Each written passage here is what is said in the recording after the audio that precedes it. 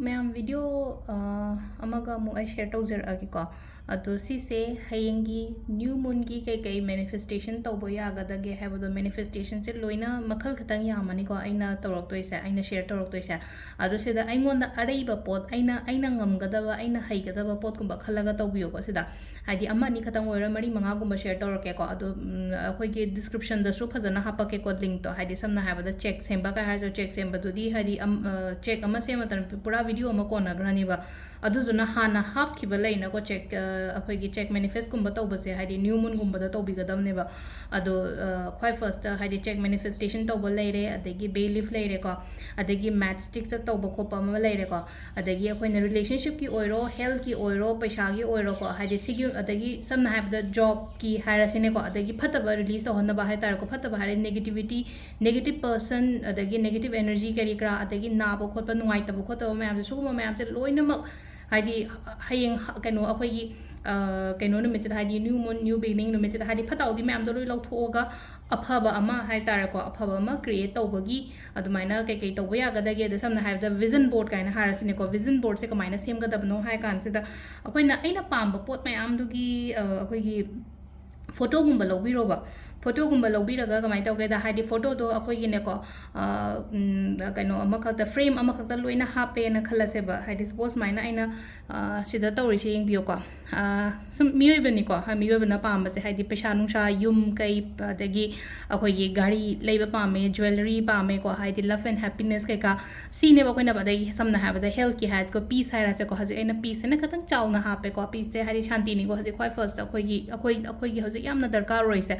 अदुदुना सिदा अइना को आइगी vision board ने सेमिसे हंदक थागे सिसे को विजन बोर्ड से अइना आइगी फोन की वॉलपेपर ता हापा याइ नत्रगा हाइदि अखोइगी प्रिंटर गुंबा लेरगति को विजन बोर्ड अमा सेमबिरेना को अइना पाम्बा पोत मैम दो लोइना डाउनलोड तौबिरोबा कइनोदगी को गूगल दगी अदुगा सुमाइना हाइदि लोइना कोलाइज तौरगा सेमबिरेना को अदुगा सिगी फोटो लौथोगा आइगी बेडरूम दा थेट केसु थेट पियोबा सुमाइ तौरगा को अदु सिदा सेल लेरे सनालपा लेरे युम कई को हाइदि सानिंगबा खोनिंगबा लेरगदि गाड़ी लेनिंगबा नत्रगा हाइदि कोइ रिलेशनशिप याम फहनिंगबा समना हाइबा शांति पुरक हनिंगबा को अदुम्बा मैम सिसे अखोइना विजन बोर्ड को विजन बोर्ड से अखोइना था हौरपा खुदिंग हंदक था से लाकदोरिबा हाइतारे को लाकदोरिबा हयेंग हंजितगी हाइदि नोंग पानबा हाइदि अमा होगल थबान अमु पांखलइनेना को थबान अमा पांखलपा मतम सिदा हंदकी पांखलइबा थबान सिदा हाइदि अइना कई पामगे खोटके हाइबा अदुम्बा मयाम दो सुमाइना अमा सेमगा हाइतारे को विजन बोर्ड सेमगा आइगी फोन की डीपी और नट कनो डीपी दा हापसु याइ नत्रगा डीपी दरी मैम ना उरने कइनोने ना खलने को हाइदि अखोइ वॉलपेपर गुंबा कइगुंबा अदुमाइन तौरगा हाइतारे को अदाइना हापिरो लैपटॉप तो ओइरो नत्रा कइनो ख्वाइ फर्स्ट विजन बोर्ड से लेरे को मतुंगदा को अखोइगी चेक मैनिफेस्टेशन को सिसे अइना ममांगदा सेमखिबा चेक ने को हाइदि सुम सुमाइना सेमगदबने अदोइ फजना वीडियो दो डिस्क्रिप्शन दा लिंक हापागे दुदे चेक येंबिरो को अनी सुबदा चेक मैनिफेस्टेशन सम लेरे को अदुगा अहुम सुबदा को हाइदि अखोइगी बेलिफ रिचुअल सिदा समना हाइबदा हेल्थ की हारसिना को हेल्थ की एग्जाम की करियर की कईगी सुगुंबा मैम से हाइदि सपोज अइना सिदा हेल्थ की इरसिने को ब्लू ना अदुम इबिरो को हेल्थ की इगे हारगदि हाइदि हेल्थ इरसिने को हेल्थ से वाखंददी खंदोइने को सिसे को हाइदि हेल्थ से यामना फरे खोले ना गातंग पाइरगा सुमाइना खनबिरगा सिगी पोत से बर्न तौथोगा मागी मागी एशेस तो मपानदा हाइदि ब्लो तौथोपियो को मपानदा कइंदा नत्रगा बाल्कनी दगी लेपगा सिसिमा लेरे को ख्वाइ फर्स्ट को सिसिना हाइदि अफबा इंटेंशन गी लोइना ना हाइतारे को अदुगा अमु फतबा हारसिने को फतबा हारगदि नेगेटिविटी करिक्रा हारसिने को अदु ओरगना कमाइ तौगदगेदा सिदा अइना पामदबा पोत हाइतारको हेदि एंजाइटी डिप्रेशन नत्रगा हाइदि अइना आइगी लाइफ तगी थोहनिंगबा मीगुंबा हारसिनेको अदुंबगी मीदुगी ममिंग ओइरसु याइको हाइदि अइना आइगी लाइफ ता येलहनिंगदबा मी हाइतारको अदुमाइ तौरगा हाइदि समना हाइबा हजे ख्वाइ फर्स्ट अदुम एंजाइटी एन इरसिनेको नत्रगा डिप्रेशन एन हारसिनेको अदो सी इबसिना अखोइगी ब्लैक मचुगुंबने इबियुको हाइसिदा इरेको डिप्रेशन से हाइदि आई पामदेबा डिप्रेशन से तसेंग हागदा आई नानिंगदे डिप्रेशन नानिंगदे एंजाइटी गुंबगे लेनिंगदे को हाइदि अदुंबा लानिंगदे अदुदुना कमाइन तौबे हाइदि सिगी पामदबा पोचिना ब्लैक ने इरागा जस्ट कट को cut adum hanjan khara adum cut tawbire na ko haidi every time ko haidi cut tawri khudingi ai wakhanda khanbiyo ko haidi si myam se loina chat khre ko ai gi life tagi si myam te loi chakhraga afaba myam ama lae ko haibagi ko adumaina hai tare ko si se kalthat pirani na ko aduga si su chap manana hai tare ko haidi ngasai gi thaba matam su chat khre haidi mai khu siga loina na chat khre ko khot khre ko haibado ko haidi mai thabi gadam ni ko si mai tharoidra nang hang pose haidi aina mai thabagi utram ni na hai tare ko sida candle lam tawraga fajana si se mai loina thadok piyo ba si sina phattaba remove tawna bagi damak ta leire ko aduga amuna matchstick ta hai ko haidi hostel da leiba angang kari gra leiba leina ko haidi e che kaino se khoi gi tezbat mana se leite ko ten har ko yaba mai kheti leigani na hostel da ama khatang leiba shwana lupa therapy ba packet macha ama khatang ado sida e ba yare ba sida hai tar ko black na e roi ko sida sigi namu manifestation taw gadam ni na ko haidi gel pen gumba da mai lobiro ko machin akuppa hai tar ko sida aduga exam hai rasine ka angang ngai gi exam se sida yam pikna adum ibiro ba sida e x a m ko exam se adunga sai gi si se aina samana na bon tok thok to ne exam se haidi ai exam se yam phazana haidi with good mark hai tare ko haidi score yam phazana tawre aduga ai exam yam nuai gre ho kare aina pame ba ai gi desire marks to like khole ko exam e be ai career e be ai ko haidi ining bodo sida yam pikna i biro bodum hai tare ko e mayek seng da ya de have leite ko ai wakhan du aina sa i gi si career ne ba aina i gre se kai career se yam phazana like ko le hai ba gi wakhan da hai da dum i re ko adu relationship to se ko relationship to ge head red pen gumba kai gumba sena biro ko si su loina mai thadok to ne ko aduga sigi thadok ko kaino sena ko akoi gabla makhongumba u pambi machagumba adugi makhongda kaida hapsan biyo hai tare ko hadi kitang lem hobodo chakhraga mate amadi lemgani na ko adudo adu sima leire ko aduga amana mu kai tau baya ga de hai kan se ko relationship ki hai asine ko relationship ki sidana hadi ko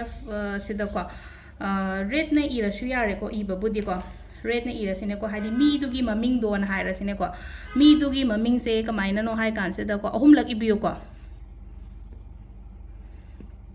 mi dugi maming do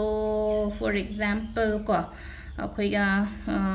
samna hairabada nupi amagi maming heta laura sine ko haidi kaino haira sine ko rina ka haira sine ko samna haibada nupa na tauba ne khala se ko haidi ne somgi partner gi maming duni ko lobi doise ko sida mai maming se ahum lag ire na ko aduga che se sumaina roll to bio ba hadi che se khatang chaw gre ko ise dona roll to bunu ngai ro khatang machet am kal khat lage kitang pick na lobi ro ko che se khara chaw tho kre aduga pot se sumaina roll to re na ko aduga jar macha ma natraga bottle apik pa gumba lai na ko aduda hapsan bire na ko aduga mathakta kai taw ka mathakta hap ka dawse kai no ha matam se da honey happy ba khoina haidi khoi se ko haidi nga sai gi bottle macha se da ina hapani da na ko pot sa sigi che se hapani che sigi kaino se da hai tare ko mathak se da khoi loina mak thum dra su ai ko khara adum hai tare ko mathak se da joro joro dum khra hijun biro duga bottle makhum do khum jala thamaga karai da no ma thammo haidi uroi da ba jaga am da thambiro aina su nga tan ta uroi da ba jaga gumba hai tare ko manungi aka chinda thamge ga ta pu mathaki am kaino wai da thamge ge ro ko si se ma leire ko aduga amuka so amuk akoina letter e ba haire ko university letter e ba hai tare ko haidi scripting gumba letter gumba e ba se am phai ko ado e ba matam se da aina pame ba pot aina pame pot mayam do idoine ba sida nahan gi 88 portal da ta hoda ba ngai gi oina haraga su ko haidi ngasi to bi ber ko ado sida dear universe ko ado aina pame ba pot aina hojik oyaningi ba pot ko haidi samna har ba da I am a money magnet har sine ko aise pasha am jingchen ba minen har sine ko aduga I am a money magnet ko haidi pasha gi oina haraga di ko haidi money magnet haini ire ko adagi adagi aigi business ki oiro kaino gi oiro ko career ki oiro aina iningi ba points me am do loina iyo ba sida haidi aina oihaninga iba do hai tare ko aduga amu kamaina tawge hai kan sida ko akoina cinnamon powder se iba lo rani ko sida di aina mati ang katang 5 first ka haidi mani mang lenter ire na ko aduga cinnamon powder se khoi gi ai ba letter du gi mathak to das maina kitang hapsan biro ko haidi cinnamon powder le biram gani ko hana sum season na ba kaino taw gi ba ka ai gi sum regular oina yeng ba ngai gi di cinnamon powder se loina yum da thamna bani ko aduga adugi matungda ko hadi leitraga na skip tawbiro ko shukai de hap kaino hadi leiraga di happy ha bane leitraga di leite kamai tawdoino nong hang pe ko leitraga di ka shukai de just letter khatang iro hapura no sigi cinnamon powder se ko aduga ai rom da ahum lak thupchala se ba ko anirak ahum lak ko